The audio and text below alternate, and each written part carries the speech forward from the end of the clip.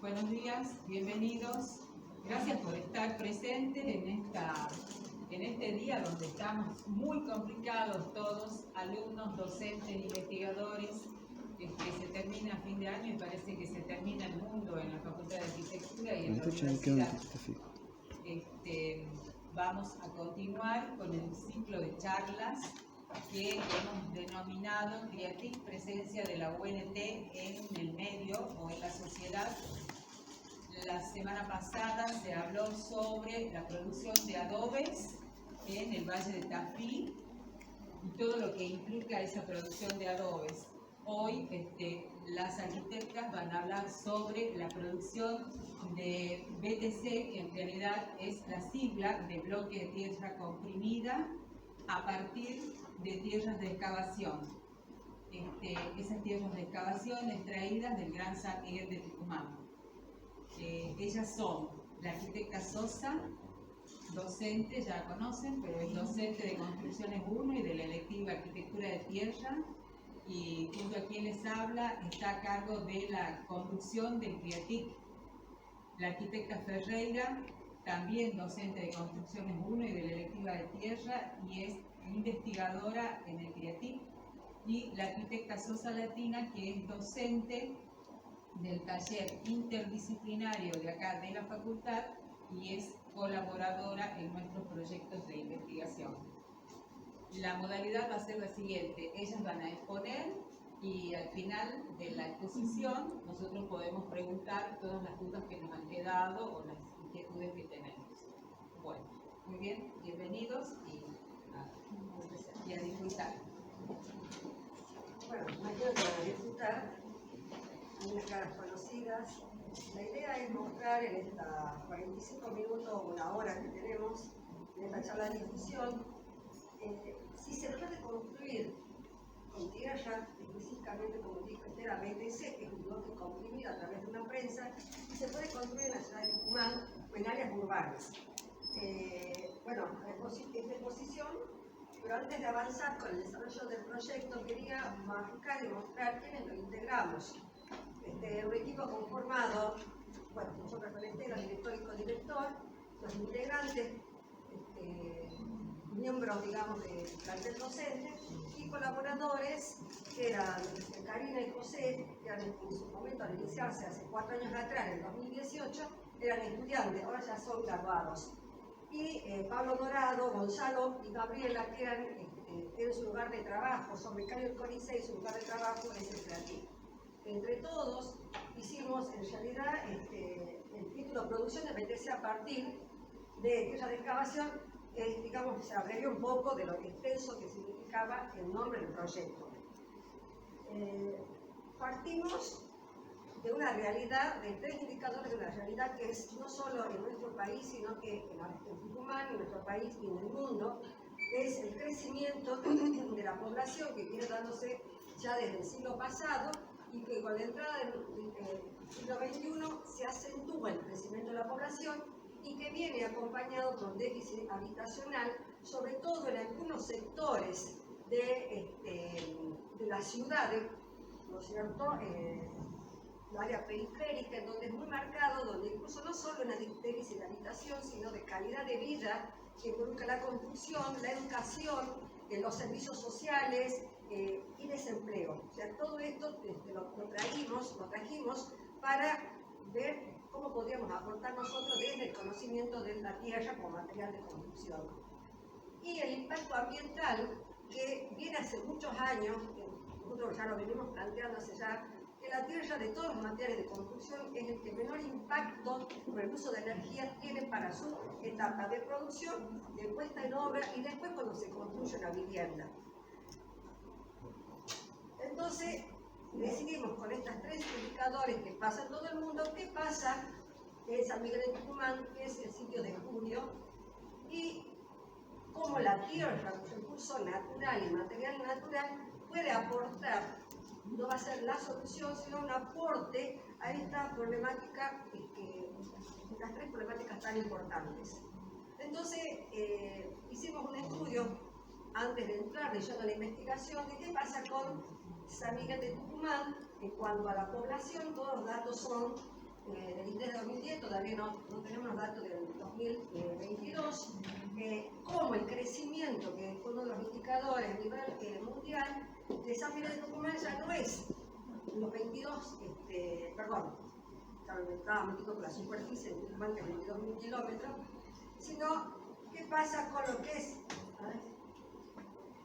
San Miguel de Tucumán, pero hay otros municipios, localidades que de pronto se constituye como una gran urbanización, que es el Gran San Miguel de Tucumán, que abarca hacia el oeste, perdón, digo desde el oeste, hacia el tope que daría al San Javier, Yerba Buena, no se nota mucho esto, bueno, Yerba Buena, después hacia el sur con Lules, hacia el oeste, ¿no es cierto?, que está cortado, delimitado por el río Salí, Alderete, además del río Salí, hacia el norte de las Talitas. O sea, hay una serie de municipios y localidades que se han llegado a compenetrar y a no definirse los límites con San Miguel de Tucumán. O sea que es una gran superficie en la cual pudimos detectar que hay sectores vulnerables, vivienda emergente, con necesidades básicas insatisfechas importantes, pero sobre todo, como lo indica el paro de Gran San Miguel de Tucumán, se da en algunos sectores al norte, muy poco hacia Yerba Buena. Sabemos que Yerba Buena es una zona más residencial que sí tiene la población, digamos, más de primitivo, primaria, sí tiene problemas de hábitat, pero todo lo que es la margen del río Salí, ¿no es cierto?, y hacia el norte hay una carencia de la calidad constructiva. Entonces, analizando todo eso, acuérdense que hablaba yo de 3 indicadores, ya mencioné 2, y el tercero es el impacto que genera la producción de materiales desde el momento de la producción. En la cúspide están los materiales, bueno, algo está pasando, están los materiales los metálicos, que son los de mayor consumo energético, generan para producir, obtener primero el material y después obtener los productos comerciales que después nosotros comercializamos para construir. Y abajo de esta pirámide, bueno, hay una variedad de materiales que todos conocemos: hormigón, también está la madera transformada, el plástico, el vidrio, que requieren mucho consumo de la energía para poder producirlo. Y acá se corrió también, en esta parte del interior, están la tierra con sus productos que se pueden obtener, como el adobe, el BTC o la técnica del tapial. Son una variedad de componentes constructivos, en donde la extracción requiere un impacto ambiental o un impacto de consumo energético mucho menor que los otros materiales, y después la producción de un adobe, la energía, lo que ahí ocupa es la energía humana, ¿no es cierto? Porque ustedes pueden saber lo que se dijo Irene en la charla pasada: el adobe, yo requiero, ¿no es cierto?, de una adobera que puede ser simple o múltiple, madera, y ya puedo obtener la problemática del adobe en Tafí del Valle, de la producción del adobe y de la construcción con adobe, pues la obtención de ese componente, sino que viene después.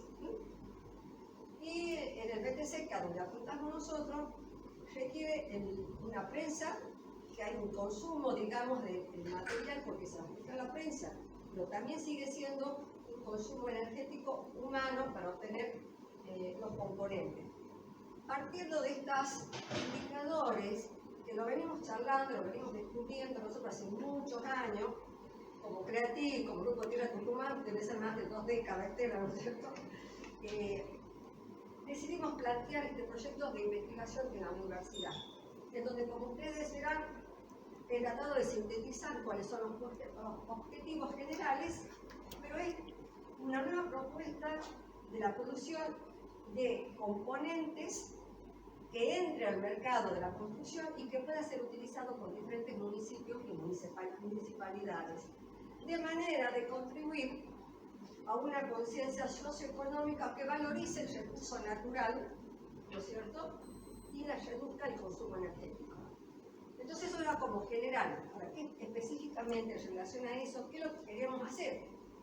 Proponer un modelo de unidad productiva en aquellos lugares de la ciudad de San Miguel de Tucumán, del municipio, que ya no es solo delimitada del municipio, ¿no es cierto?, sino que tomaría otras localidades y otros o comunas, y que esta unidad de producción ubicada en determinados lugares estratégicos, ¿no es cierto?, pueda ser replicable.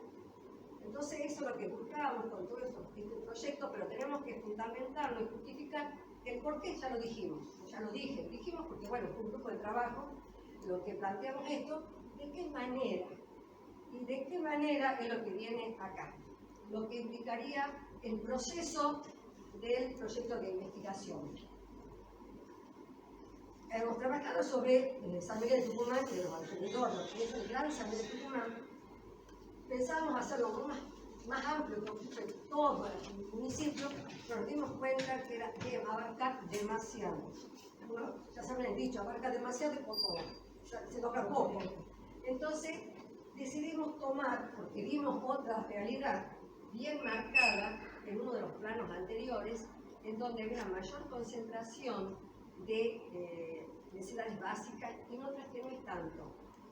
Entonces decidimos plantear eso, de que tomando en cuenta eso. Bueno, el R4 es el área de estudio, las 4 avenidas principales de San Miguel de Tucumán, lo que sería Avenida Salpeña, Sarmiento. Decidimos venirnos no por la Mitre, sino Marco Avellaneda, porque nos cortaba ahí el ferrocarril, hasta La Roca.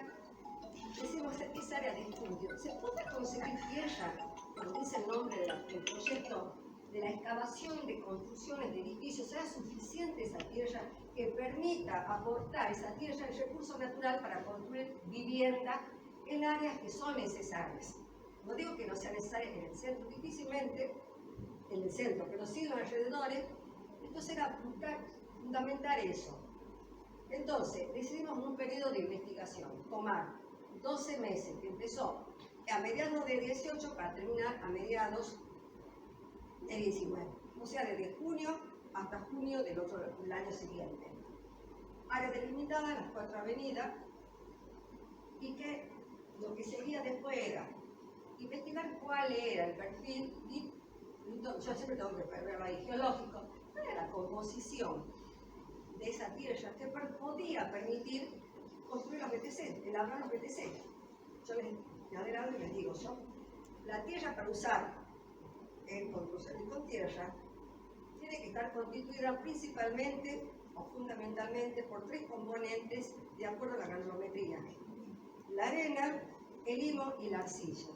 Cada uno de esos componentes le aporta una función, una característica particular a la tierra que de alguna manera me define si me conviene usarla en adobe, en BTC, en tapial o en quincha. La proporción de cada uno de los componentes de alguna manera me dice me conviene usarla en tal cosa. Entonces queremos saber si la geología, el perfil geológico, la geología de los estratos, de los terrenos ubicados dentro de las 4 avenidas, me iban a permitir construir BTC, bloque de tierra comprimida. Y después la etapa 2 es cuánto de tierra tiene, se puede extraer, se puede utilizar. Después, de acuerdo a eso, planteo un prototipo. ¿Se puede hacer una vivienda? ¿Qué superficie de vivienda? ¿Cuántos bloques necesito para hacer esa vivienda? El otro punto, y era la parte más, no digo importante, pero me parecía como en esto del emprendimiento social, del déficit habitacional, ¿qué pasa si llegamos a plantear la construcción, o por lo menos el diseño de un núcleo socioproductivo? O sea, ¿qué significa? Ya lo va a explicar la arquitecta acá, Alejandra, ¿qué es el socioproductivo? Para entender clarísimo a qué me estoy refiriendo. No quiero tomarle mucho espacio del tiempo. ¿Se regula este uso de la tierra? ¿Hay una ordenanza a nivel del municipio que diga en qué se puede utilizar esta tierra? Porque sí existe donde tengo que poner cartel de obra, el camión puede ser, pero no dice a dónde va esa tierra. Queremos tener la precisión a dónde va esa tierra que se extrae de las excavaciones. Bueno, hay un resultado de las diferentes etapas y las conclusiones. En la primera etapa era saber cuál era la geología de las tierras en las zonas de las 4 avenidas. Empezamos a hacer extracciones y experimentar verificarlo en el laboratorio que tenemos en el CREATIV, cuál era la composición. Y en la marcha descubrimos que ya había estudios realizados. Entonces, qué bueno, evitamos esa etapa y ocupamos ese tiempo para hacer otras etapas, para profundizar otras etapas. Porque en el medio, después vino muy bien, vino la pandemia, entonces hubo un año en que no nos podíamos reunir, que por ahí comentábamos cosas, pero el tema del relevamiento, por suerte se hizo antes de la pandemia, pero todas otras cosas que tienen que ver con el trabajo, digamos, de la ida y vuelta de la comunicación, ¿sí? Achanchó, como decimos vulgarmente. Entonces, de acuerdo al estudio ya realizado en la zona, de las 4 avenidas que involucran el barrio norte y el barrio sur, que así lo conocemos, ¿no es cierto?, al sector de las 4 avenidas, que delimita las 4 avenidas, resulta que se detectó que hay estos tipos de suelo, en donde, ¿qué significa? Que son limus o arcillas de baja plasticidad. Significa que se retrae porque la arcilla, que es uno de los componentes de la tierra, genera la cohesión, es como si fuese el cemento en un mortero, pero cuando se seca, se retrae, no nos conviene que tenga mucha plasticidad, si voy a hacer BTC o algo que va a ser comprimido o apisonado. O sea que deducimos, es buenísima esta tierra para hacer BTC, sigamos con el proyecto de investigación porque vale. Ahora hay que ver cuánto de tierra, la tierra era la adecuada. Entonces, bueno, acá hay estudios realizados, porque dentro del equipo del CREATIV están los ingenieros Andrete y Arias, que se dedican un poco más a hormigón, pero hicieron mucho trabajo de investigación en suelo cemento. ¿Por qué? Porque el BTC puede ser comprimido solamente con la prensa, pero le puede incorporar cemento para optimizar el comportamiento frente al intemperismo y aumentar la resistencia. Eso sería el suelo cemento. Y es a donde entendemos nosotros también que los BTC sean estabilizados, o sea que sea suelo cemento, no tierra, no solamente tierra. O sea que nos da hay que averiguar, hay que saber la composición de la tierra para hacer cualquier emprendimiento en adobe, en quincha, con cualquier técnica constructiva. Lo primero es saber si la tierra que se dispone es la más conveniente. Eso no tiene sentido. O si esa tierra la puedo estabilizar con otro componente para que sí la pueda utilizar, ¿no es cierto?, con una técnica que yo la quiero hacer. Yo puedo decir, no, yo quiero tal técnica, y la tierra no me vale, no me sirve esa tierra, es la que dispongo. Eso ya sería entrar en la teoría de la tierra. Y este es el resultado que está la zona de las 4 avenidas. El periodo fueron 180 manzanas que se relevaron, que se subdividió en todos los integrantes del equipo que mostraban la primera diapositiva, que son del equipo de investigación. Hacer el relevamiento. ¿Qué íbamos a relevar? La unidad de análisis fueron los terrenos donde se estaban ejecutando excavaciones dentro de la fecha, ¿no es cierto?, que habíamos estipulado, los con demoliciones y con los baldíos que ya aparece un cartel de obra, los cuales indicaban que en los próximos meses, dentro del periodo de estudio, iban a sacar tierra. ¿Y qué registraban? Lo que registrábamos era los datos de obra, cuánta ubicada, quién era la empresa conductora, cuál era la superficie y la profundidad del terreno, que muchos calculábamos, porque a veces no conseguíamos que nos den los planos. Entonces lo que hacemos es, charlábamos con el encargado de obra, o el capataz, y en algunos casos nos recibían en la empresa conductora, donde podíamos terminar de acabar la información. Y otra cosa era, ¿no?, por eso es importante, después al último, el destino de la tierra, a dónde va esa tierra. Entonces, en ese relevamiento que duró un año, y que duró un año o 2 años, porque después era tener todos los datos, que era el total de manzanas 180, ¿cuántos edificios de construcción? 18, podría haber sido más, pero eran más. Pero hay muchos que habían empezado y se habían detenido, entonces no podíamos utilizarlo como tierra de excavación completa para fundación y subsuelo de estacionamiento. Entonces, revisamos datos de esos edificios, digo, este ya no se lo puede seguir porque está parado. Eran excavaciones activas. Excavaciones activas. Excavaciones activas, justo la palabra justa. ¿Cuánto de volumen de tierra se extrajeron durante ese año? 18 edificios, 30.000 metros cúbicos. tierra compactada, que en realidad es la que nosotros necesitamos cuando hacemos el BTC, porque va compactada. Y después esponjosa, o tierra suelta, 48.000 metros cúbicos. Nos interesaba ese dato porque eso nos permitía saber cuántas camionadas de tierras iban a circular o circularon durante ese año. Para después, cuando se hace el producto, al hacer la compresión, queda compactada como está en el terreno. Y acá el destino de la tierra, nos dimos cuenta que no existe nada de ordenanza, no está regulado, depende del mejor postor para llevar la tierra. Incluso había un silencio en donde no querían avisarnos, muchas chicas dijeron, no, la tierra se comercializa. Se comercializa, pero no en un comercio legal, podemos decirlo.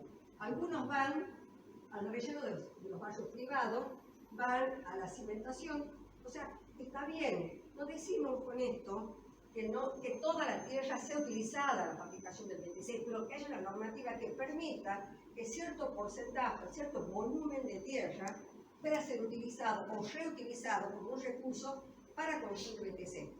Pero que se regule esa actividad que no está regulada. Ya, Irene.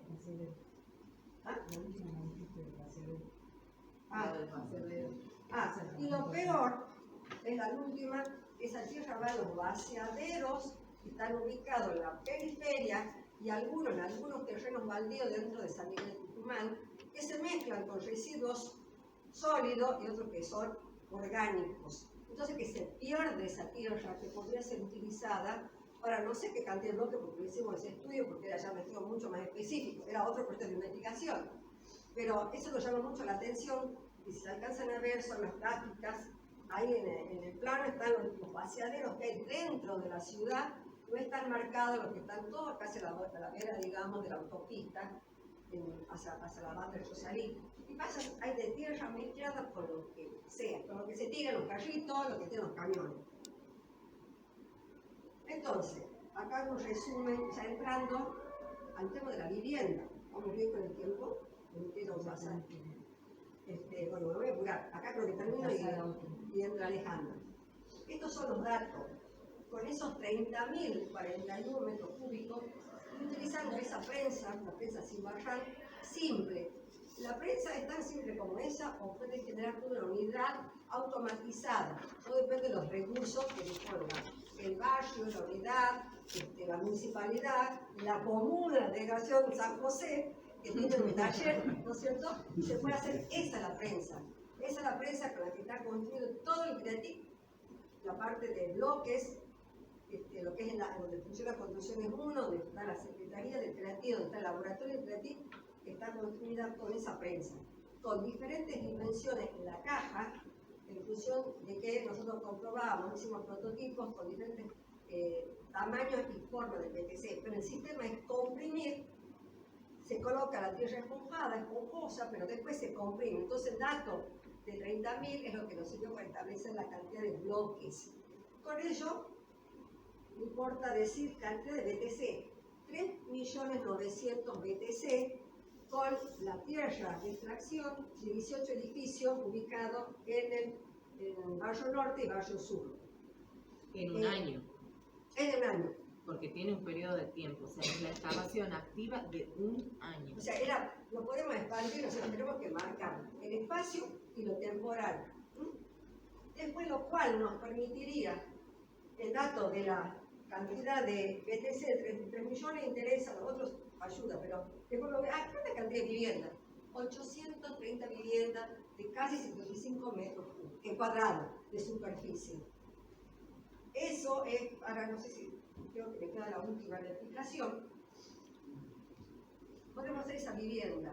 El techo, no, el techo ya se desenchapa. ¿Por qué? Porque es una técnica más conocida y que es más rápida. Sí se puede hacer el bloque como está en el CREATIC, con cúpula o bóveda, pero ya requiere que haya una mano de obra más especializada. Porque los bloques, la idea es que los bloques se pueden ser construidos, porque serían ubicados en la unidad de producción, con la misma gente dándole mano de ocupación laboral, ¿no? Y lo que está acá abajo, el cuadrito, es lo que tiene de comparar los costos que puede salir una vivienda realizada con mampostería BTC y con otro tipo de mampostería. Ustedes ven la diferencia, no sé si alcanzan a ver, que yo logro, si yo hago todos los muros con BTC, estoy hablando de una autoconstrucción asistida, y lo que haría con una mampostería de cerámico hueco, que es una de las técnicas más usadas. Yo me detengo aquí. El porcentaje era... No me acuerdo. ¿Cuánto es el porcentaje? 30-40%. Un 40% De diferencia. Porque el piso y el techo es construcción tradicional, lo único que varía son las paredes. Entonces, con solamente paredes de BTC o de tierra, cualquier sistema se ahorra, hay un ahorro de un 30-40% de material y mano de obra. Hay un aspecto importante que en el muro de BTC, por tratarse de tierra compactada, ya tenemos garantizado un comportamiento térmico que deja en una zona de confort. Por lo tanto, cuando comparamos los muros, podemos considerar una cara vista y una revocada, tan solo con una impermeabilización adecuada y trabajando el BTC visto en una de las caras. Eso implica una reducción también en el costo del elemento constructivo muro, porque evito el consumo de metros cuadrados de revoque, que multiplicó por 830 casas, se imaginan que es un rubro de incidencia bastante importante. Bueno, esta es la etapa 4, donde procedemos a plantear, a estudiar la ubicación y el diseño del núcleo socioproductivo. Todos estos datos que se investigaron y se estudiaron a lo largo de ese tiempo, se fueron cargando dentro de un mapa, un Google Maps, que se escribió aquí precisamente, para estudiar cuáles eran las mejores posibilidades para la ubicación de este núcleo, teniendo en cuenta, en primer lugar, bueno, terrenos vacantes, ¿sí?, libres, que tengan buena circulación, buena accesibilidad, que según el código de edificación tengan la posibilidad, que sean aptos para la ubicación de industrias, y aparte identificar más o menos qué medidas existían de cada uno. Acá en este mapa ahora podemos ver que están señalados los edificios que encontramos en ese periodo, que estaban en construcción.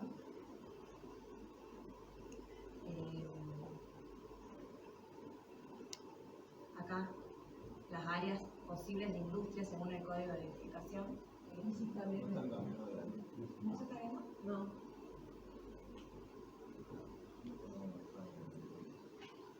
Básicamente habría que analizar el digesto, porque cuando uno habla de una unidad socioproductiva implica la instalación de un modelo de producción industrial. Entonces hay que estudiar el digesto y decir dónde es posible, para recién a partir de ahí donde el reglamento lo permita podamos incorporar otras variables de estudio para decir, bueno, estas serían las localizaciones que serían adecuadas o que tienen algún tipo de ventaja. Había que medir las distancias respecto a la extracción. La extracción de tierra en Tucumán está absolutamente concentrada en un área, ¿no? El área de edificación en altura es un área concentrada, por lo tanto implicaba un traslado de la tierra. También estudiamos eso, muchas veces iban a parar a los vaciaderos, porque como la rentabilidad es por hora y metro cubo de extracción, convenía que el camión vuelva rápido a extraer antes que hacer la venta en un lugar demasiado lejano. Entonces, si el lugar de la venta de tierra implicaba demasiado traslado del camión, a quien hacía el ejercicio de la extracción ya no le convenía, iba a parar al vaciadero. ¿En qué nivel? ¿Cómo modifica las pendientes? No hay reglamentación y no hay control. Quiere decir que cómo se va a inundar Tucumán la próxima vez depende de en qué vaciadero caiga la tierra, porque va modificando las pendientes de los cursos de agua. En general son terrenos deprimidos que dejan de ser terrenos deprimidos, por lo tanto generan estancamiento en terrenos que antes no había. Es decir, que es una actividad que genera compromiso ambiental, ¿sí?, y que hay que estudiarlo en términos territoriales y marcarlo, mapearlo, para poder saber ahí, ¿no es cierto?, dónde están los vaciaderos y dónde se puede localizar los núcleos socioproductivos. Es decir, dar una solución del traslado de esa tierra. Porque es una realidad, hay una actividad económica que requiere un lugar donde vaciarla.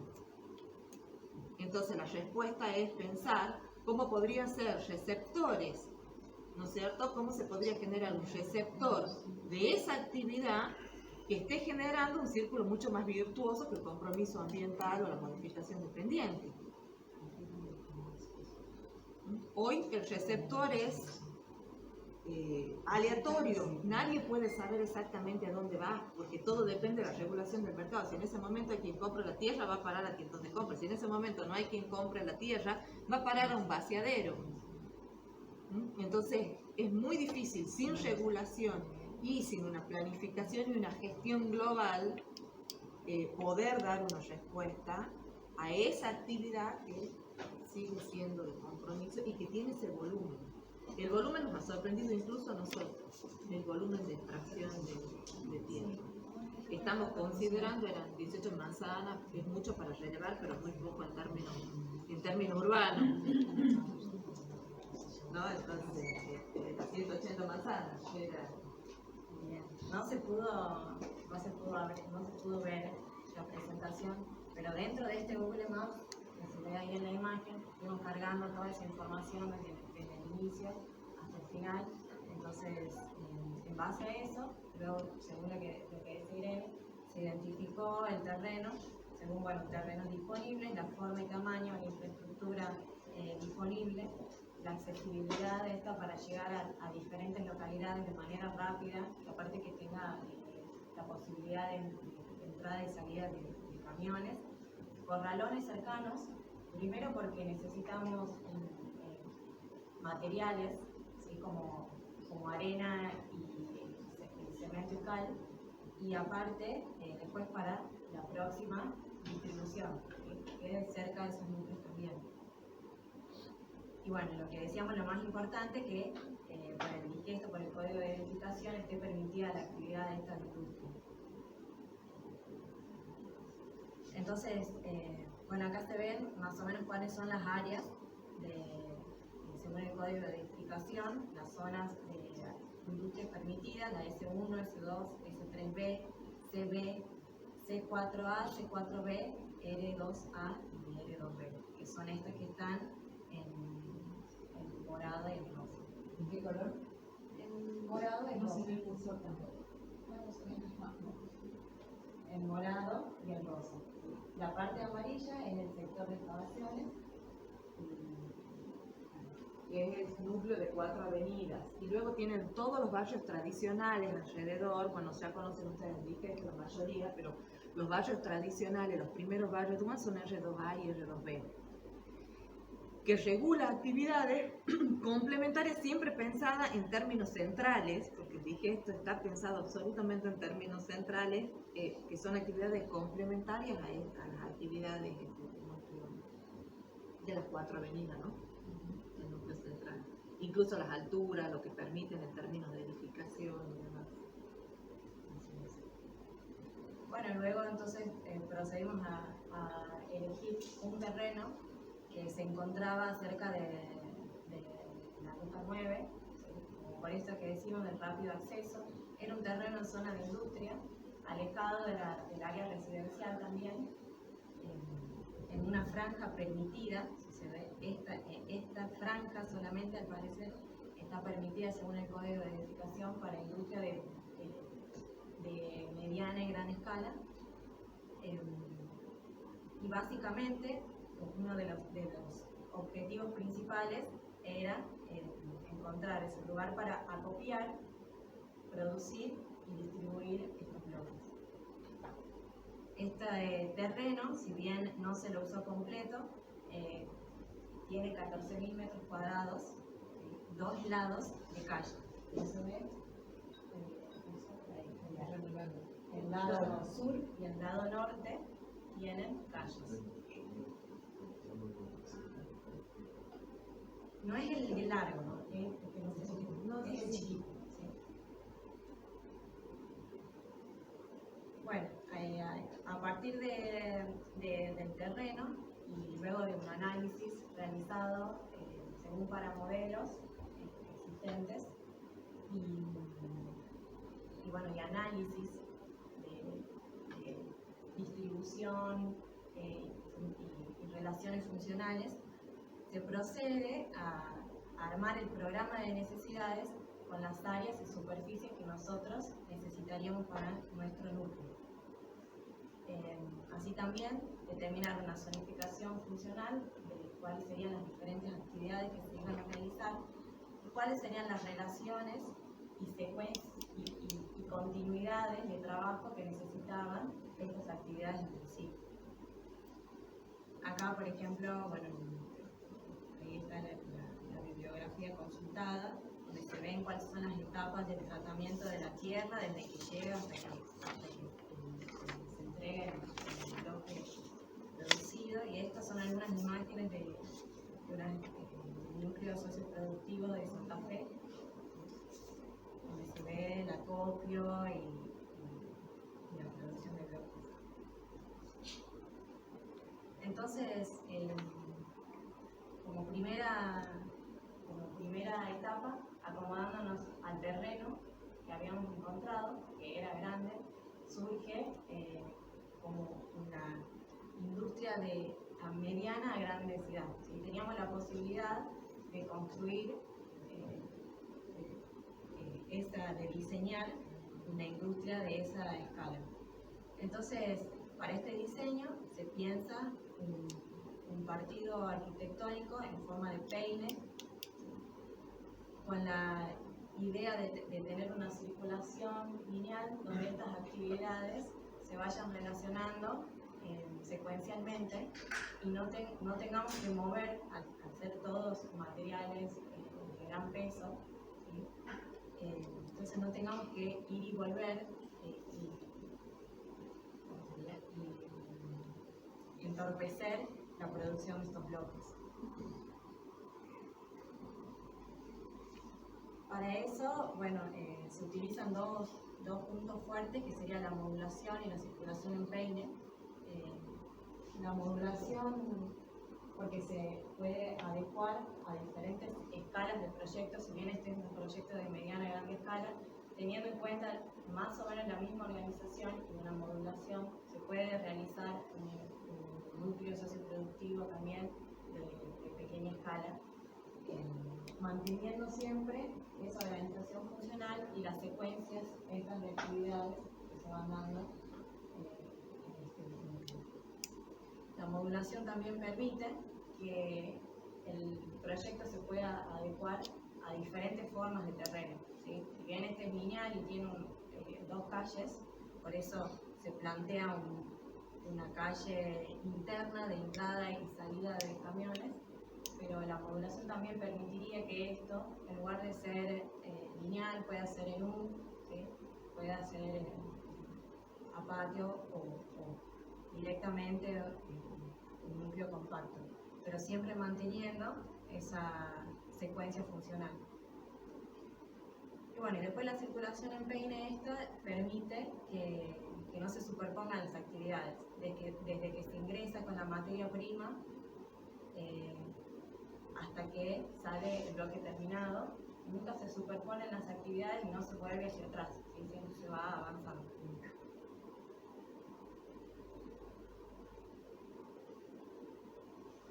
Bueno, acá se puede ver un poco la planta de cómo se realizaban las actividades. Se ve también la modulación, en este caso cada módulo tiene 10 por 10 y la planta tendría 1100 metros cuadrados en total. En línea de trazo se ve cómo se podría ampliar sin perder la organización, cómo se podría ampliar este núcleo hacia los laterales, hacia el centro, ¿sí? Y hacia los lados, hacia todos los lados libres, sin perder esta zonificación de cada área, ¿sí? Que cada área siga manteniendo la actividad inicial. ¿Pueden decir cuáles son las zonificaciones? Sí. Desde la entrada. Tendríamos una entrada, tendríamos la entrada con una garita de control, luego una calle, un sector, un acceso al conjunto, Para este lado, para descarga, bueno, en este sector también un área de administración donde se genera también se produce el control de lo que entra. Y para esta área principal, el área de acopio de tierra. Y para este otro lado, los materiales industrializados que encontramos, que serían arena, cemento. Bien, entonces tenemos el acopio de tierra, luego del acopio de tierra, un sector con... Acopio de cemento y arena. Sí. Acá el acopio de tierra, de este lado y del otro lado, como para sectorizar y que no se mezclen Los estabilizantes. los estabilizantes para el otro lado. Luego en el proceso, digamos, acá se ve un poco mejor, en el proceso de elaboración del bloque, nosotros tenemos la tierra sin procesar en este ala, la tierra acondicionada, la tierra estabilizada, en este sector los bloques de tierra compactada, y en este sector ya los bloques en palets listos para salir. Para el que no sabe, se recibe la materia prima, ¿no es cierto?, en bruto, y lo primero es, a la tierra hay que clasificarla, no toda la tierra es igual, entonces lo primero es identificar la tierra y poder clasificarla para su acopio.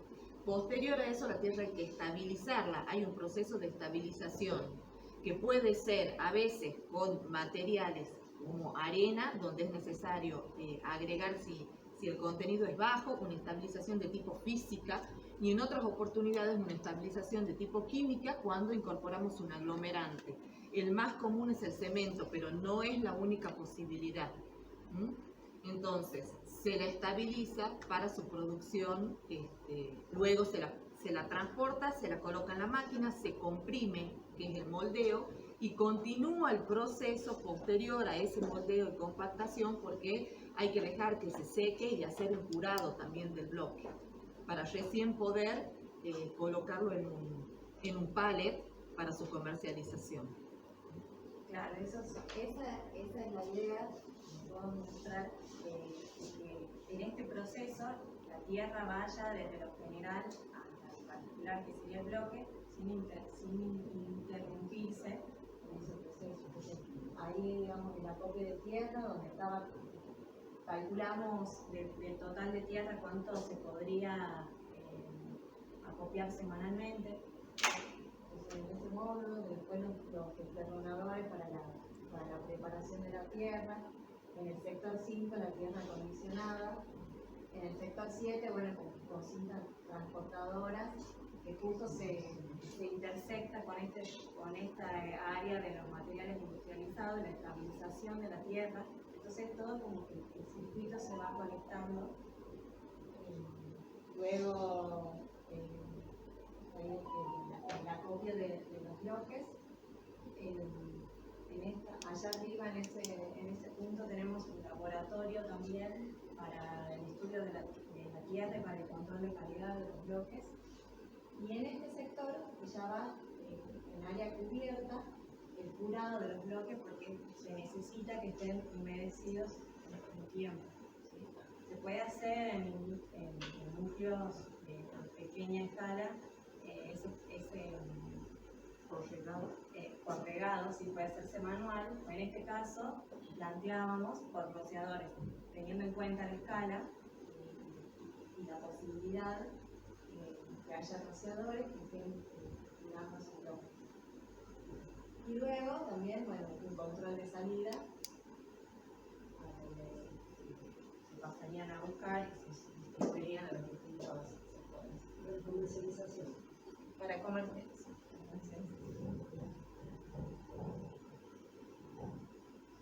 Bueno, esto más o menos así se veía el modelo planteado en sus inicios.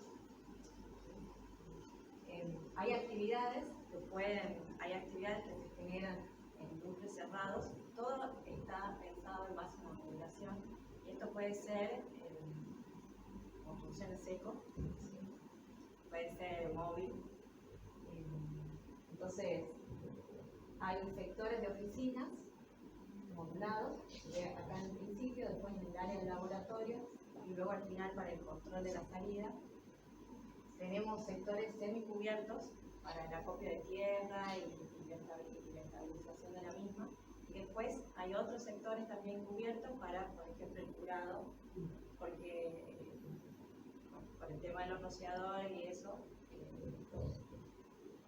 Cuando Alejandra plantea el tema de que pueda ser reutilizable y moverlo al centro socioproductivo, porque en todo lo referente a la industria de la construcción tiene una particularidad que se distingue de cualquier otra industria.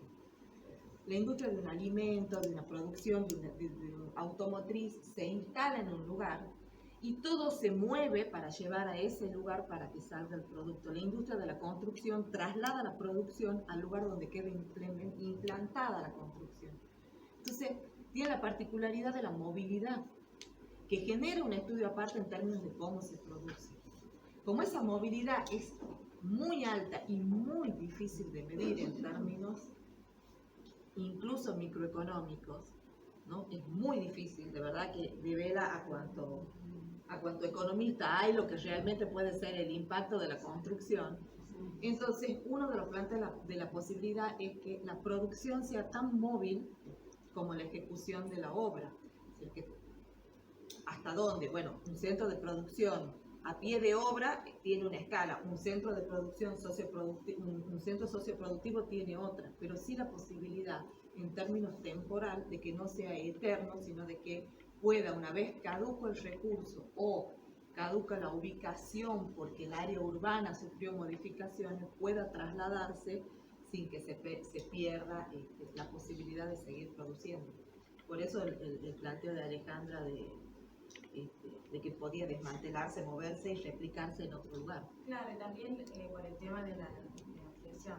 En el caso de necesitar más producción, más Modular. incorporar más mano de obra, se puede fácilmente rediseñar y recomendar. Bueno, y acá una imagen interior como para tener más o menos una idea. Esta sería la unión del ala esta de materiales industrializados. Estas son unas bloqueras automáticas más Con tolva, esas tolvas son especies de embudos que ven arriba, ahí ya entra el material estabilizado, la tierra estabilizada, y de manera automática hace la compactación y saca el bloque. Sí, eso nos falta todavía. nos falta, pero ya se está usando en algunos lugares. Sí. Sí, existen, así que. Bueno, y en la etapa 5, lo que nosotros consideramos un aspecto sumamente importante de esta investigación y nuestro gran aporte es el conocimiento respecto a la regulación, porque básicamente toda esta propuesta está pensada en términos de gestión. Es factible en la medida en que pueda existir un modelo de gestión donde la regulación es un elemento indispensable para que se pueda llevar a cabo. Una regulación en términos municipal que pueda, primero, vamos a ver dónde estamos parados con esta regulación, qué es lo que hay de regulación existente. Las excavaciones frecuentes en la provincia de Tucumán, ¿cuáles son? Zanjas, pozos de infraestructura, cuando estamos hablando no de la zanja que va a llevar fibra óptica, sino de infraestructuras importantes, donde los conductos en términos de longitudes implica un exceso de tierra que generalmente terminan en el compromiso de los desagotes de las calles. No está regulado cuando se extrae tierra, se excava para infraestructura, cómo se va a extraer, en qué punto, en qué volumen y cuándo se va a realizar un acopio y dónde.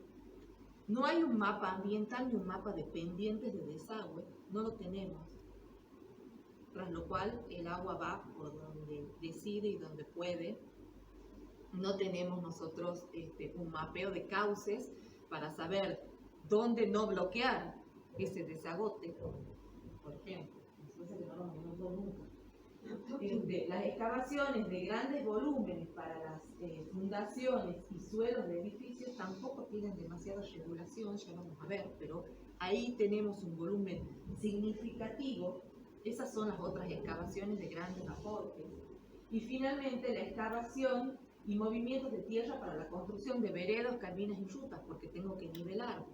En una zona de montaña, cuando yo nivelo, el volumen es significativo. Entonces, cuando tengo que hacer nuevos trazados de tipo de pavimento o de circulación, estoy haciendo movimientos de tierra. Entonces, a partir de ahí, hemos identificado que estas serían las excavaciones significativas en las que se requiere analizar y trabajar un poquito más la regulación. Y entonces veamos qué es lo que pasa acá con la regulación de la tierra. Las ordenanzas referidas al destino y uso de la tierra es muy incipiente y es ser generoso. ¿Sí? Hay una regulación tímida que aparece prácticamente por las exigencias de seguridad e higiene de obra. Cuando aparece cómo extraer, está en términos de evitar los derrumbes o los accidentes de los obreros que están haciendo, ejecutando el trabajo. Y eso es todo el registro. Por ejemplo, ¿cuál es nuestra cota límite de excavación? No está regulado. ¿Hasta dónde nosotros podemos bajar nuestra ciudad? Normalmente, la imagen que uno tiene de ciudad es en términos o de planta, ¿no es cierto?, que hacemos los mapeos, o en términos de croquis, o lo que uno ve en términos gráficos, estoy hablando, ¿no? Sino lo que uno va viendo y uno ve el edificio, dibuja, saca fotos desde la calle para arriba. Pero la ciudad, cuando uno la analiza, si uno hace un corte, tenemos una altura visible y una altura no visible, es decir, tenemos cotas de fundación, cotas de excavación. La ciudad sigue por debajo del nivel 0,0 para los arquitectos, sigue por debajo. Y la regulación es del nivel 0,0 para arriba. Entonces, la pregunta es, por ejemplo, ¿cuál va a ser esa regulación en términos de cuál es la cota de excavación? El sentido común diría, bueno, cuando llegue a la napa freática no se puede seguir excavando. No tendríamos el Banco Nación. El Banco Nación tiene la napa freática por arriba de su cota de excavación y tiene una bomba que extrae agua permanentemente de recirculación de la napa freática. Y un edificio emblemático, a nadie se le ocurriría ir a tocar en estos momentos el edificio del Banco Nación, ¿no es cierto? Bueno, entonces, ¿cuál es esa cota de fundación? No tenemos regulación ni siquiera en ese término.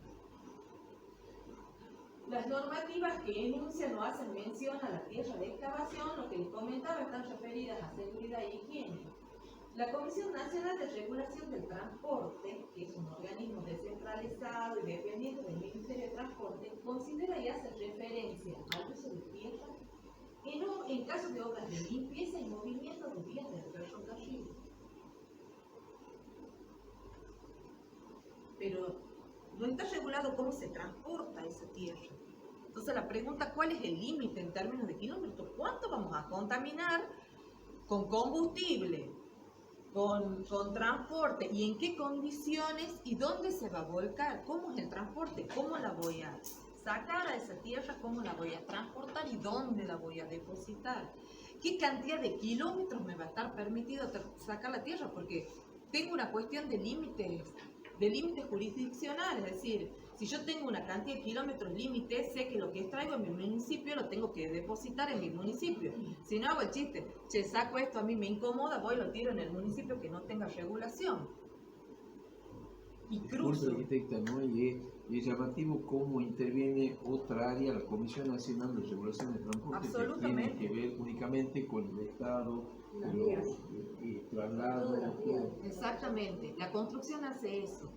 Un abanico que a veces hay que, no es reduccionismo teórico, a veces hay que cortarlo para poder abarcarlo en un proyecto de investigación en un tiempo y con los recursos que uno tiene. Pero bueno, van quedando en el camino lo que van a ser futuros temas de investigación, porque sabemos que queda mucho por ver en esos términos. Y sí, intervienen mucho organismos. Veamos qué es lo que pasa con el digesto, ¿no? ¿Dónde estamos parados? En San Miguel de Tucumán. Bueno, el digesto del 2013, tenemos una ley, la 6.253, sobre el impacto ambiental, que en el artículo 3 establece como uno de los fines propuestos la preservación conservación, defensa y recuperación de los ambientes degradados, la utilización racional de los recursos naturales, materiales, energéticos, renovables, casi una expresión de buena voluntad. Pero está, y es la puerta de entrada, porque nosotros dijimos, a ver, ¿qué tenemos? Ya sabemos lo que no tenemos, vamos a ver ahora qué tenemos como recurso para poder empezar a construir esta normativa, sobre qué arrancamos. Por eso hablábamos de incipiente, que tampoco estamos en cero, sí está, sí nos permite. Entonces, están hablando de los recursos naturales y renovables. En el mismo digesto, la resolución 231 ¿no? habla de las excavaciones y summuración del muro de Lingueres. Se establece una documentación técnica precisa, quiere decir que sí podemos, sí tenemos las herramientas para llevar un registro de qué se excava. Y lo podemos cuantificar. La herramienta está, lo que no hicimos es cuantificar esa excavación en términos de registro. No está esa planillita que dice cuántos metros cubos usted saca para que después podamos sumar, por ejemplo, en términos de municipio. No hay un mapa ambiental ni regulación del destino de suelos y pendientes, que a mí me parece lo más grave, esa última frase tan sencilla y tan simple, me parece en realidad el gran desafío. Porque me parece que un mapa ambiental es indispensable, porque tampoco son recursos inagotables, el suelo se va renovando, no es el mismo, se mueve porque hay viento, se mueve porque se excava, se mueve porque circula el agua. Y se va depositando y se van modificando esas pendientes. Y nosotros vivimos sobre un lugar con pendientes donde corre el agua, donde nos inundamos y donde tenemos una ciudad también construida en el suelo y por debajo. Entonces, esa regulación es indispensable. Sobre todo porque hay que entender algo. Durante años hablamos del suelo como el soporte del edificio de arquitectura. Y ahora nosotros empezamos a hablar de la tierra como materia prima. Entonces hemos cambiado la óptica sobre ese mismo componente, sobre ese mismo material. Ahora nosotros hablamos que es un material de construcción. Ya no es el mero soporte del edificio. Estamos hablando de que hay capital. Y hay capital desde el momento que se mueve recursos y fluye ese capital.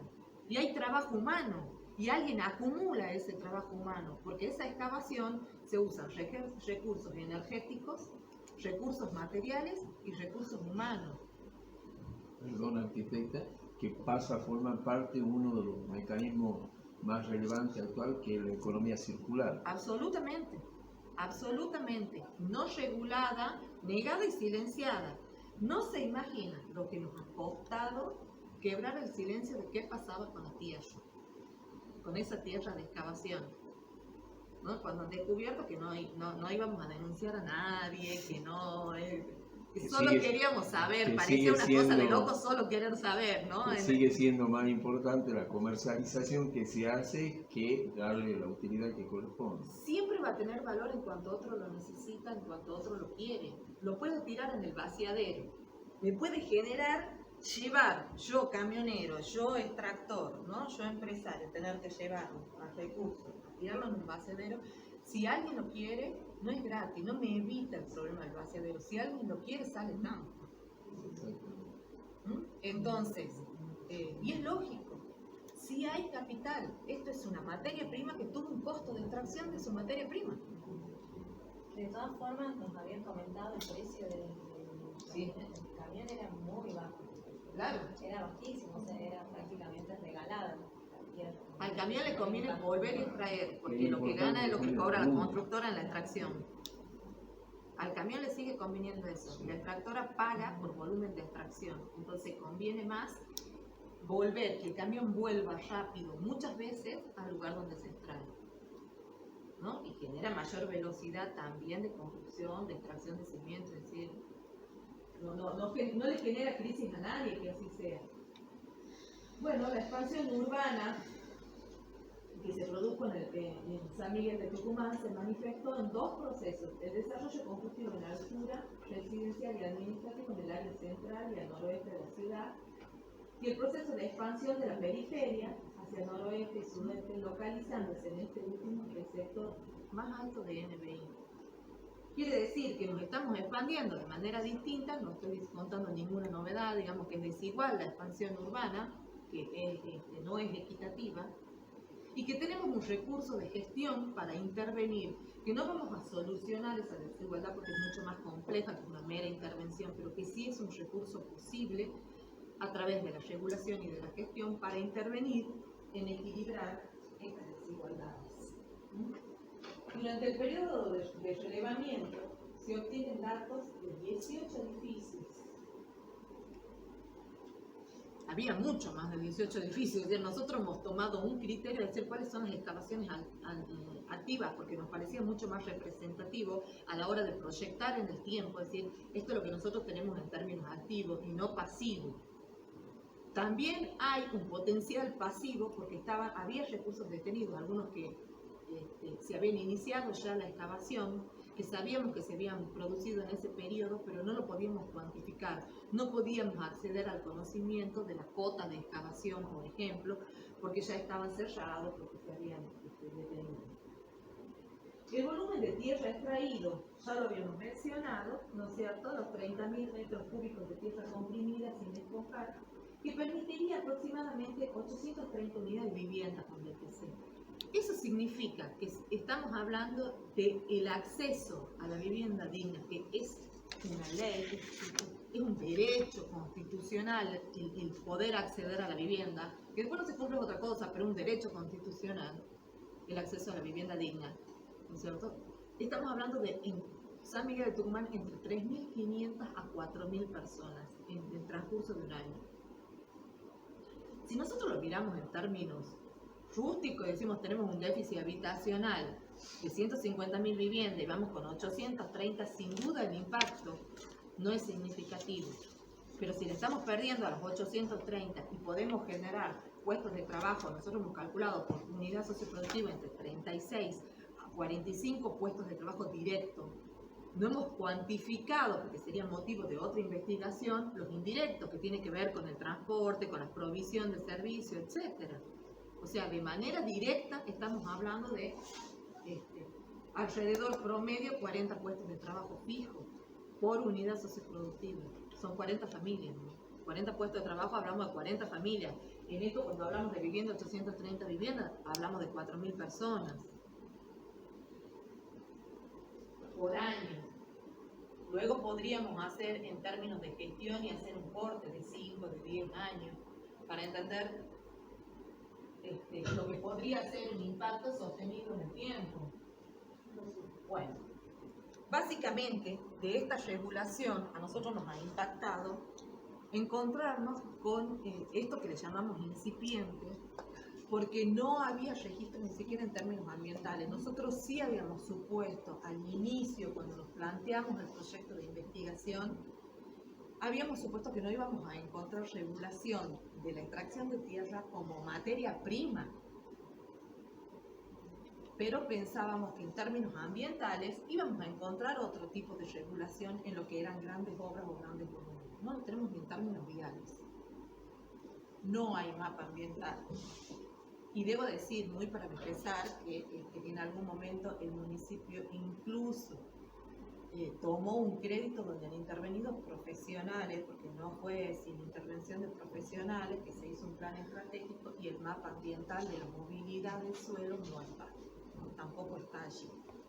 Lo queríamos presentar porque nos parecía importante, ha sido uno de los proyectos más gratos que creo que hemos tenido. Hace muchos años que hacemos proyectos de investigación, pero la verdad es que por primera vez es un proyecto 100% urbano, ¿no? Y estamos descubriendo que simplemente había sido negada y estamos entrando a las áreas urbanas y descubriendo un potencial enorme, y estamos plenamente convencidos de que solamente hay que repensar cómo, y que hay un trabajo de gestión y de investigación sobre la gestión que es necesario. Nos ha dejado preguntas, pero hemos cortado un mito que era que la arquitectura de tierra necesariamente tenía que ser para áreas rurales. Bueno, es área urbana, el suelo es tierra y es materia prima, mueve capital, agiliza y dinamiza y sanea economías a nivel micro local. y estamos convencidos de que tenemos la información y el puntapié inicial para profundizar en cada una de las áreas que hemos investigado con un trabajo arduo por delante. Y se los queríamos presentar a ustedes, en fin, para que conozcan lo que estábamos haciendo.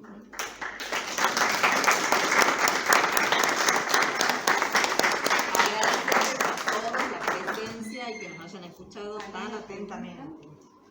¿Alguna pregunta? Sí, a mí me quedó una duda.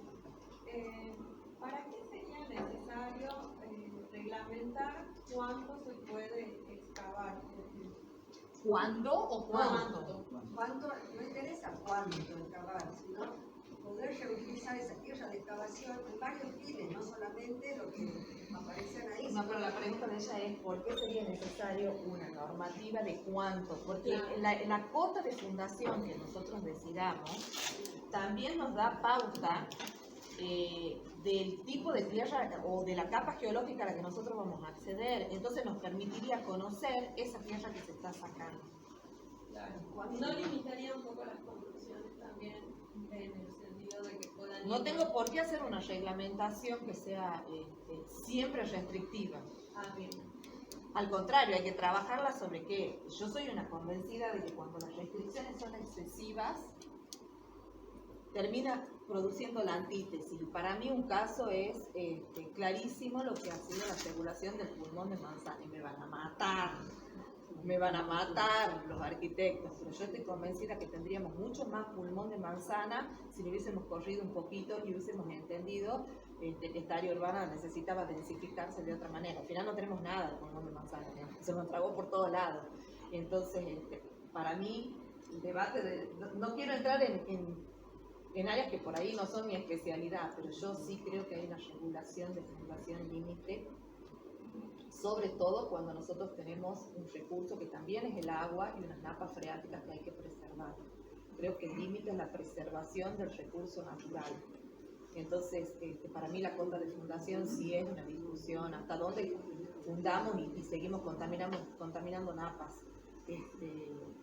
Sí tiene que tener una restricción, pero no tiene por qué ser excesivamente restrictivo. Eso va en función arquitectónica de la regulación de altura de la construcción. No, históricamente hubiese sido. Hoy podemos decir, a lo mejor no se excava. Se hace la torre muñeca y se hace piloting de fundación. No hubo nunca una excavación, fue por presión y se metieron los pilotes y se hicieron. ¿Cuánto tiene la torre muñeca? 23 pisos. No pueden abrir la ventana en el último piso por el viento, pero están arriba. Yo tenía una pregunta. ¿Tienen el precio del BTC por unidad? Y también si tienen el presupuesto estimativo de cuánto saldría esa fábrica. ¿Qué pasa? Lo tenemos en el cuadro, estaba en Después estaba comparado los costos Pero por por metro unidades, cuadrado. digamos, la construcción. Pero bueno, hay que, que todo va cambiando a través del tiempo, los costos, ¿no? Eso es el precio era de junio del 2022 y no sé cuánto están ahora.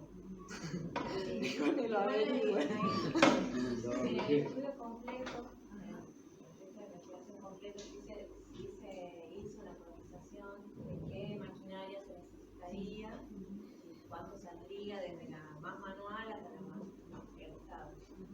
Pero hasta También los costos de producción del BTC depende del recurso tecnológico que tengan, porque no tenés el mismo costo de producción con la producción manual que con una producción industrializada. Sin duda va a cambiar. Ahora también hay una decisión ahí a tomar, porque si vos sos ente regulador de esta actividad, tenés que pensar qué es lo que querés generar con esa regulación. Entonces, si yo voy a propiciar una producción manual, probablemente lo que estoy haciendo es un BTC más caro, pero lo que estoy haciendo es que sea más caro en términos de economía, de sectores que no puede ser más caro en el mercado, porque va No, a no. ayudar en inversión. más caro en relación al industrializado. Claro. Cuando estoy diciendo la producción manual, el BTC Esa que aprobación. es más caro que el BTC industrializado, pero generas mano de obra. Bueno, hay un poco medio diciendo, en el sentido que el BTC tiene que competir ¿no es cierto?, cualquiera sea la industrialización o no industrialización, o sea, que va a invertir realmente, en donde no solo va a invertir en No esa lo prensa, discuto, yo estoy en hablando esa de prensa. dos BTC. Bueno, La es que al competir un precio de un BTC más caro, un BTC más caro que otro, entonces no estamos dando una solución. No, yo le estoy diciendo que hay una Yo para decisión a cerrar- tomar en términos teóricos. Si yo comparo tomar la decisión de generar una producción manual o tomar la decisión de una producción industrializada, Claro. ahí Es el tengo inversor el que esa- tiene que invertir. Si la Pero inversión, digamos, si la inversión competencia es del mercado de privada, producción tiene que salir el BTC casi igual, porque si no se va a fundir el inversor. si la Porque- inversión es privada, sí. Claro. Si la inversión es en términos estatales, la lógica ya cambia. Pero el Porque Estado probablemente tiene lo que que me interese a mí no es la comercialización de ese BTC en términos competitivos de mercado, sino en la generación de recursos de mano de obra, de ubicación de... Claro, la idea que El nosotros impacto teníamos social que representa. eso, el impacto social que representa la colocación de un núcleo socioproductivo en determinados lugares de la ciudad, por eso es que buscábamos el terreno aledaño, y en sectores donde la gente no tiene trabajo, no tiene casa. Entonces, de crear un pequeño núcleo centro productivo, socioproductivo, que lo vayan haciendo ellos mismos para que se dediquen a la autoconstrucción de viviendas, ¿no es cierto? Ellos mismos hacen sus bloques, ellos mismos pueden comercializarlos a través de una cooperativa. Lo que pasa es que, bueno, hay como dos diseños, un diseño a menor escala y un diseño a mayor escala, que es lo que hemos presentado, pero en general la organización de ese núcleo socioproductivo sería ¿no es cierto? Donde llega la tierra y yo tengo que buscar dónde acopiarla, después dónde la voy a estudiar, con qué otro material la voy a estabilizar, dónde la voy a producir y al final por dónde va a salir la tierra. Entonces, todo núcleo socioproductivo tendría que tener más o menos ese circuito, sea una cosa chiquita, donde se juntan 4 o 5 pobladores del lugar, ¿no es cierto?, y se dedican a trabajar, o donde una comuna dice, nosotros vamos a comprar para que la gente haga y comenzamos a comercializarlo, comienza a comercializar la misma comuna, o esa misma comuna comienza a producir bloques para hacer determinadas cosas, la parada del ómnibus, no sé qué cosa allá en la escuela y cosas así, ¿no es cierto? Entonces se va generando y la misma gente va viendo que puede. Entonces por eso hemos pensado en núcleos socioproductivos justamente para resolver uno de los problemas sociales que veíamos, que es la pobreza por la falta de trabajo, la falta de vivienda. O sea, todo es como que es como una especie de círculo, ¿no? Vos preguntabas, por ejemplo, en la prensa, a fin del año pasado, principio, la prensita esa, la Silbarra, que la fabrican en varias acá en Argentina, estaba a 350.000 pesos. Pero acá La tenemos manual. que de pronto, La automática sale 12. claro, por eso que la prensa esa que es manual, la que la han trabajado algunos de nuestros alumnos, sale ese costo. Ahora, ¿qué pasa si una comuna, que es el caso de que estamos propiciando, que la comuna de San José, que tiene un taller de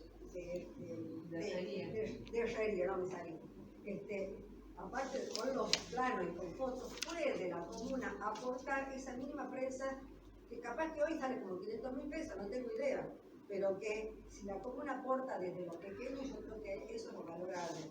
Pensar, automatizar, por eso digo, depende del inversor, o sea, si viene un inversor privado, dice, bueno, yo hago todo automatizado, que agiliza el proceso de obtención del bloque, pero bueno, a veces los recursos nuestros no son. Entonces, el hecho de que una buen herrero pueda hacer la prensa es genial, porque sí lo puede hacer. Después, con esa bloquera, ¿cuántos bloques puede obtenerse? 300, 350, considerando que le tengo que aumentar 300, 350 por bolsa de cemento. Entonces voy a ir a La producción diaria, está hablando de una producción diaria de un trabajo de 8 horas. Entonces, con una bloquera manual, puede tener una producción de 350 bloques. De lo cual, con 3 personas empezamos a hacer otro proceso. número. Nosotros decimos, podíamos hacer 3 millones de bloques. Bueno, perfecto, dividamos. ¿Cuántos días de trabajo? ¿Cuántas jornadas? ¿Cuántas jornadas prensa tenemos? por Y tener? dividimos los 3 millones a los 350 bloque. Entonces, ¿cuántos jornales de trabajo generamos en términos de producción manual?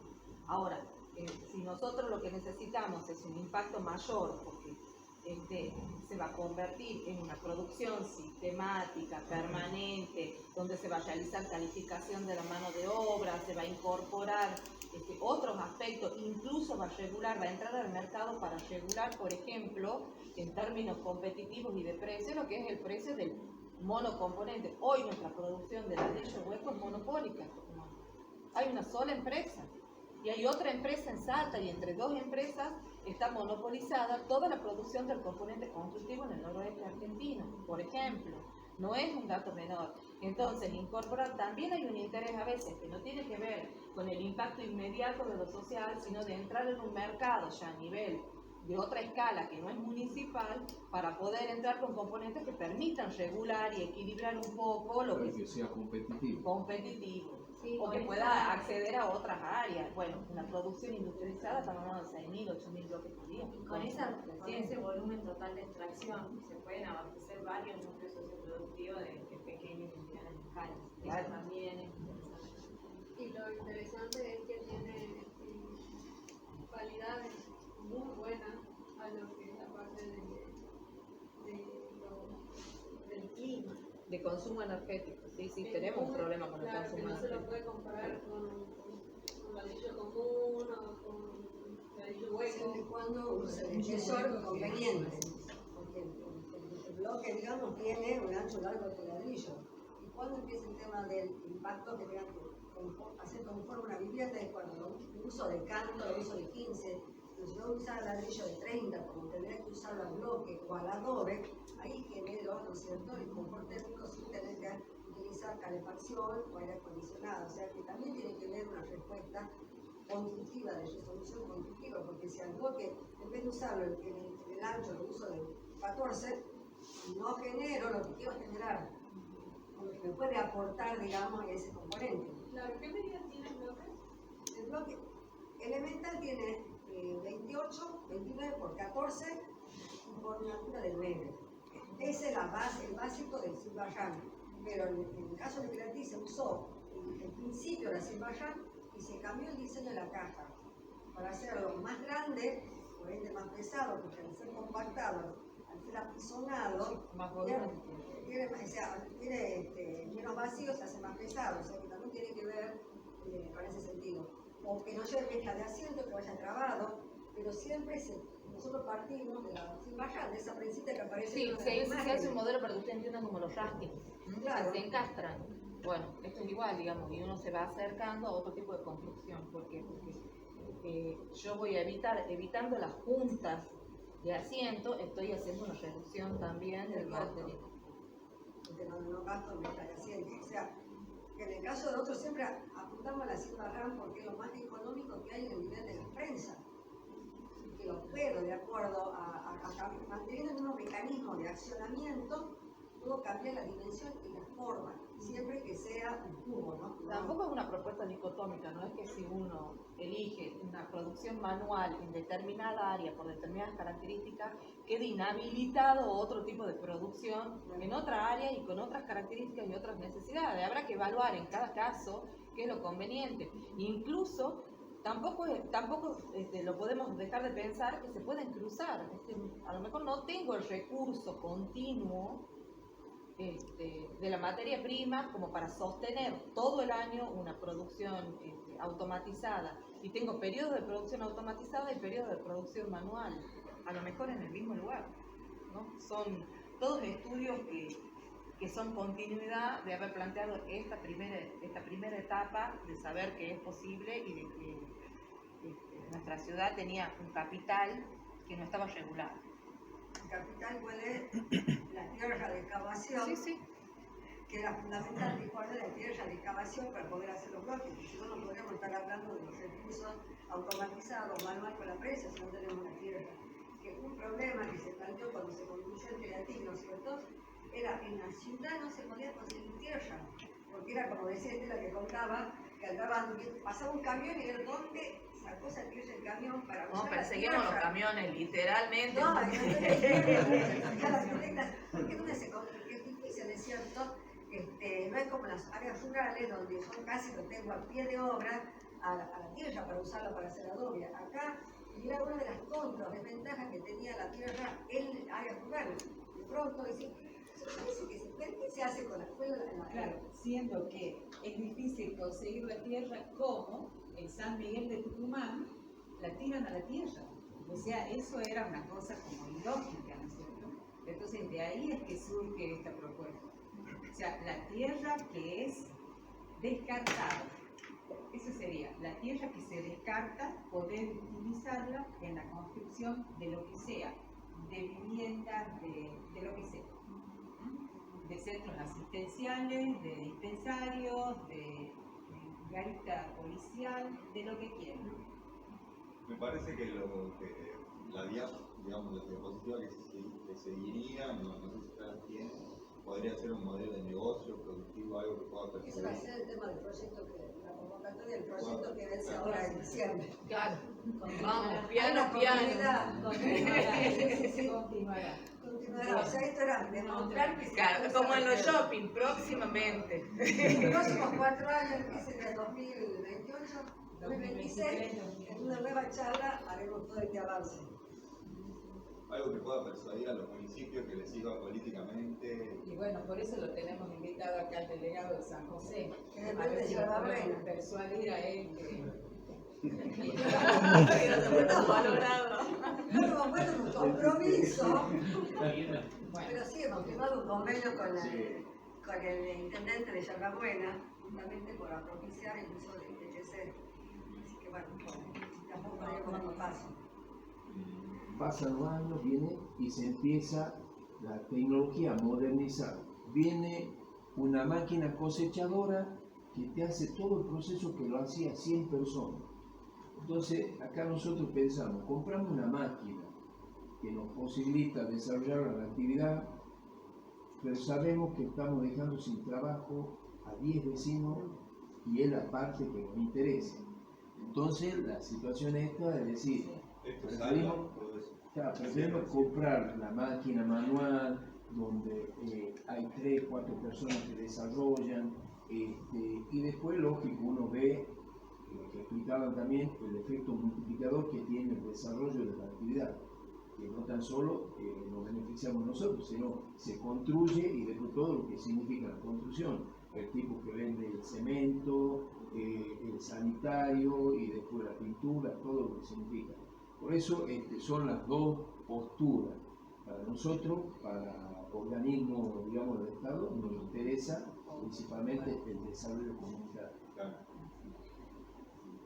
Y como contrapunto a esto, tanto la materia prima como la producción del BTC y todo lo que implica eso, significa una inversión importante y un gasto que, si va por el lado del gasto estatal o público, habría que estudiar la forma también de recuperar ese gasto y que no signifique aumentar el gasto público en de una forma significativa, ya que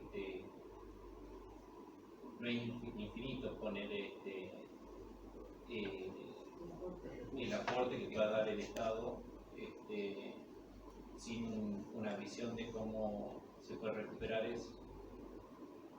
Un estudio en cuanto a los gastos y en cuanto a cómo uno administra esos fondos. Sí, estos ya son modelos de gestión que seguramente cuando uno decide encarar la implementación de cualquier producción, hay un modelo de gestión y un programa que lo sostiene y se establece claramente dónde están los recursos. O sea, Claro, lo primero hay que gestionar de dónde, cómo. Vos tenés 1000 habitantes y sabés que aportan 1000 habitantes en determinado capital. Y sobre eso desarrollar una política en la cual distribuir para obras públicas, para política social, para educación. Entonces todo tiene, de acuerdo a los ingresos que vos tenés, una determinación cómo lo va a aplicar y qué es lo que va a hacer.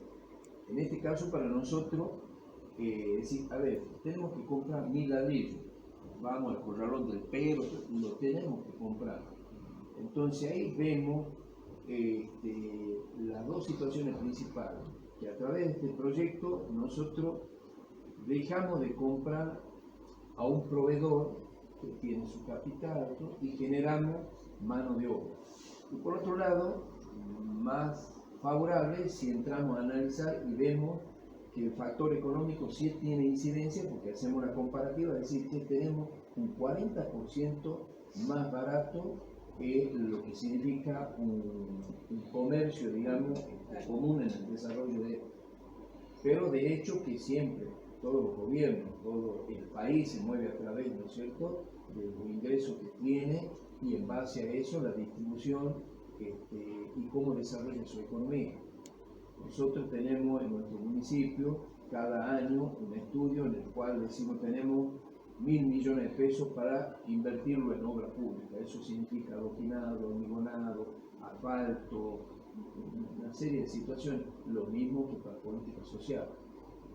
Por Eso eso ya se va son regulando. modelos de gestión y que además habrá gestión público-privada. En el proyecto nosotros no hemos abarcado un modelo de gestión específico. Nosotros lo que queríamos era sacar el velo si estábamos frente a una materia prima y si teníamos una extracción de materia prima en el tejido urbano.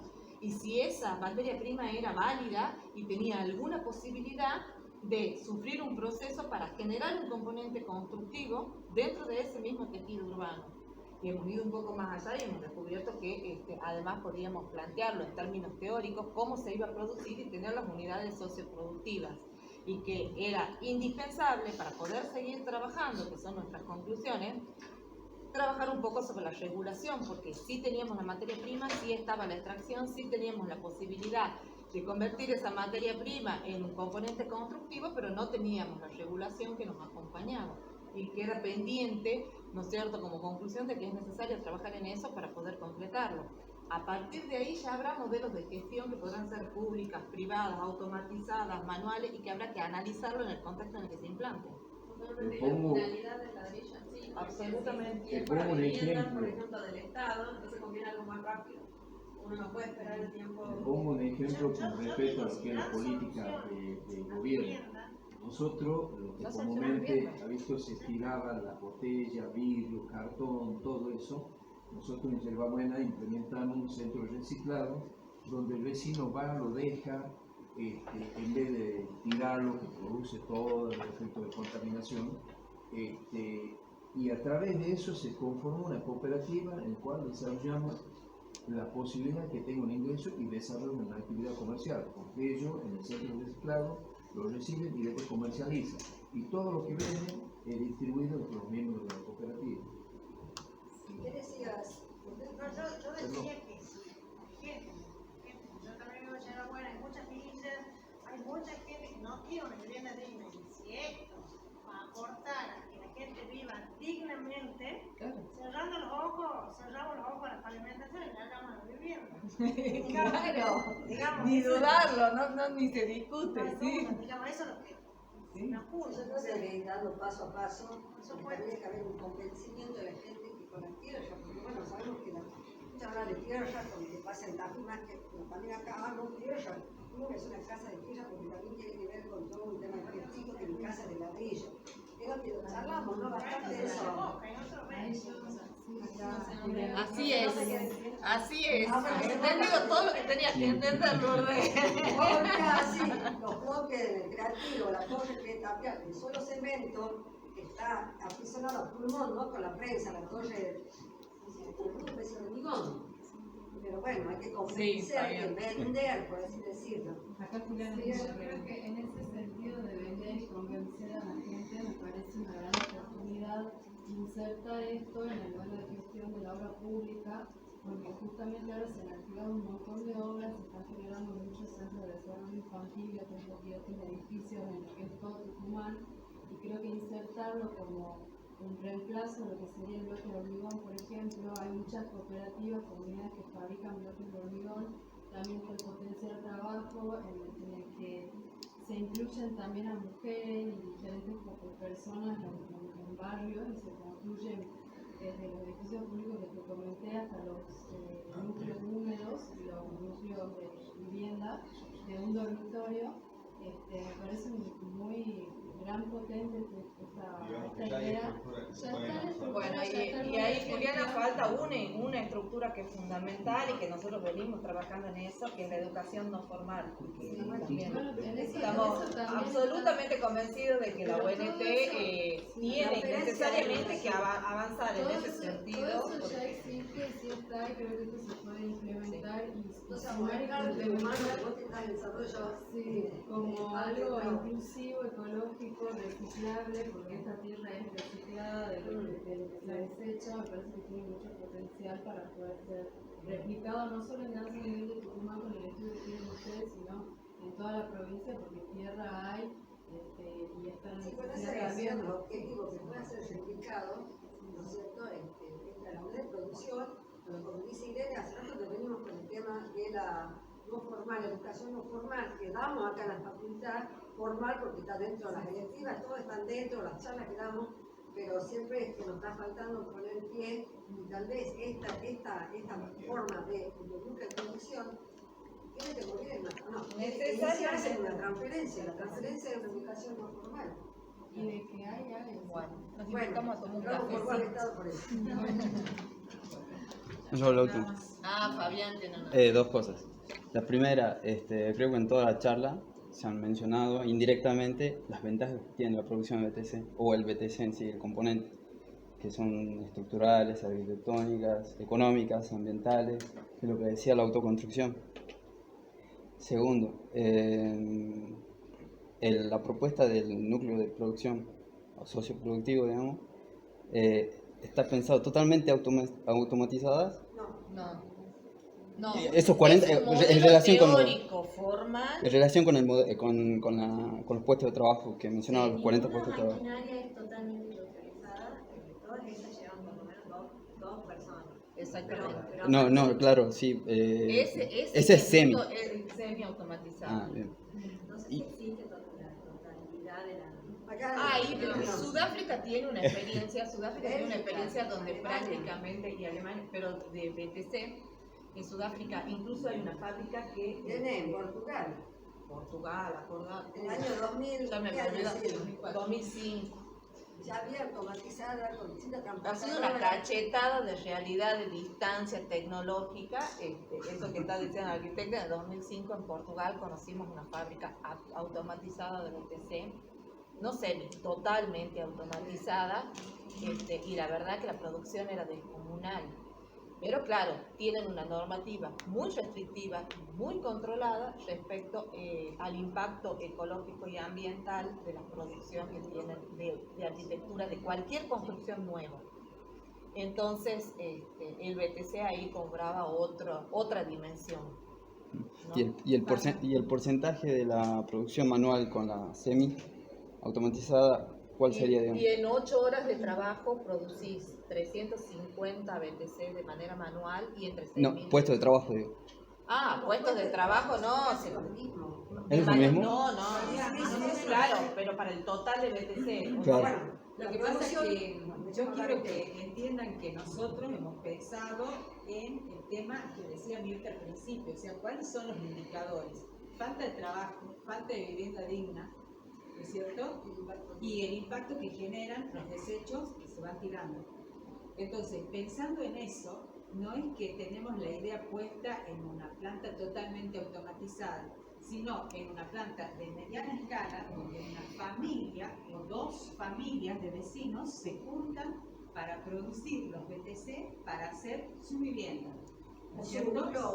O su núcleo húmedo, o su habitación, o lo que sea, ¿no es cierto?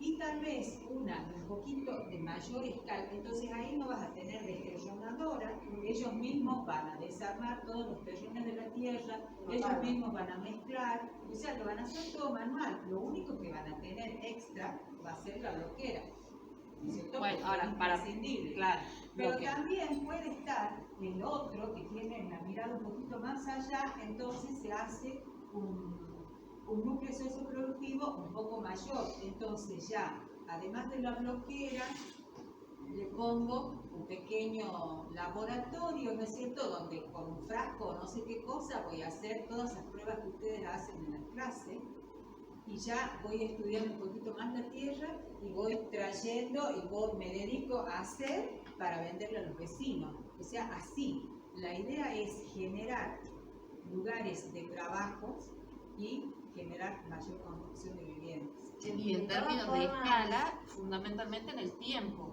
O sea, vos vas a cuatriplicar el tiempo de trabajo de la gente.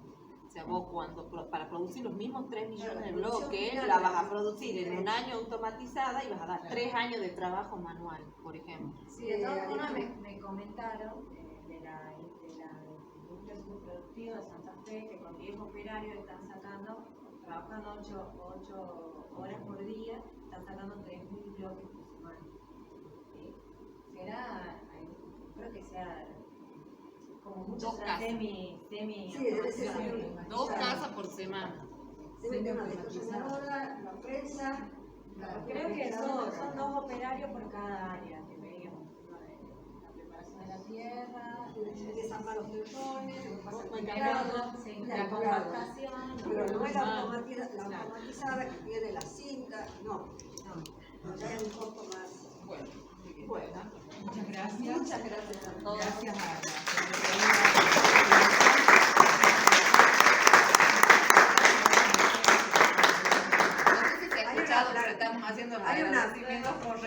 Hay una planilla ahí que no sé si todos han llenado para la certificación.